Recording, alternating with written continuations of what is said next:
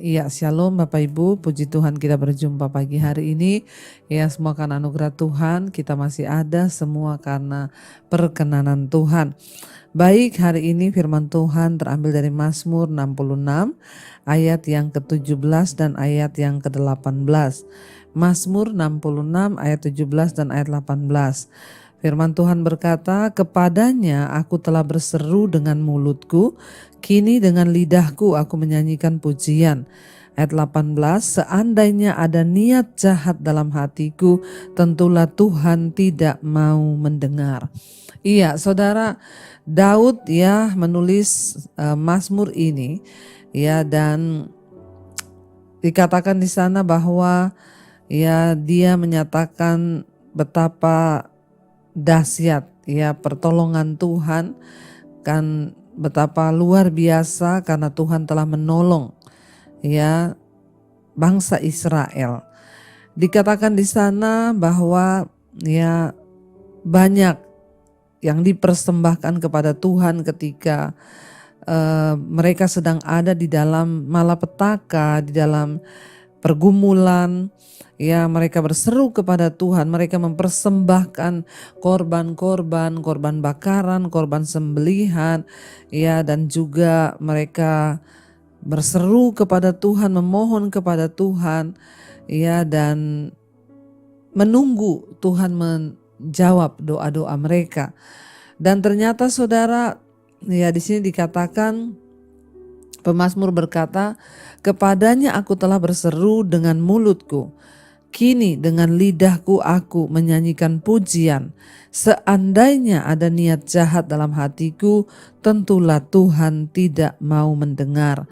Jadi saudara, ternyata kunci daripada doa yang didengar oleh Tuhan itu adalah ya kita harus pertama berseru kepada Tuhan. Ya, pemazmur berkata, "Kepadanya aku telah berseru dengan mulutku." Ya, jangan berseru kepada manusia, jangan berseru kepada orang tua, jangan berseru kepada anak, jangan berseru kepada pendeta. Tapi ketika kita berseru, artinya kita berseru kepada Tuhan, hanya kepada Tuhan. Ya, berseru itu artinya memohon, berseru itu artinya berteriak, ya, menyatakan sesuatu. Ya, tidak usah ceritakan masalah kita kepada orang lain. Tidak ada gunanya saudara, karena manusia tidak dapat melakukan apa-apa. Tapi kalau kita mau berseru, menceritakan sesuatu itu, berserulah kepada Tuhan. Pemazmur berkata, "Aku berseru dengan mulutku ya, dan kini dengan lidahku aku menyanyikan pujian." Ya, doa yang dinaikkan dengan hati yang sungguh-sungguh berseru pada Tuhan. Ya, dan juga bukan hanya berseru, tapi menyanyikan pujian. Ketika kita bergumul dalam doa, selain kita berseru, maka kita pun harus menyanyikan pujian bagi Tuhan. Tidak peduli seberapa rumit keadaan kita, enggak peduli seberapa berat persoalan kita, pergumulan kita, ya kita harus datang kepada Tuhan dengan puji-pujian. Ya, naikkan pujian kepada Tuhan, persembahkan pujian kepada Tuhan. Ya, maka ya itu adalah doa yang dikenan Tuhan, dan dikatakan di sana, "Seandainya ada niat jahat dalam hatiku, tentulah Tuhan tidak mau mendengar." Doa yang seperti apa yang tidak didengar Tuhan? Doa dari orang yang punya niat jahat di dalam hati. Penting bagi setiap kita saudara menyelidiki hati kita. Apakah ada niat-niat jahat di dalam hati kita terhadap orang lain, terhadap suami, terhadap istri, terhadap anak-anak, terhadap orang tua, terhadap siapapun.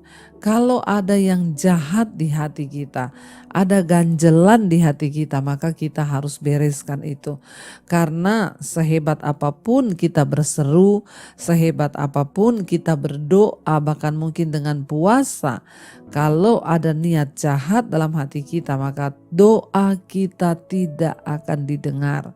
Karena sekali lagi firman Tuhan berkata, bukan tangannya yang kurang panjang untuk menolong, bukan telinganya yang kurang tajam untuk mendengar doa kita, tapi ada dosa yang menghalangi ya, sehingga mujizat itu tidak bisa kita alami dalam hidup kita.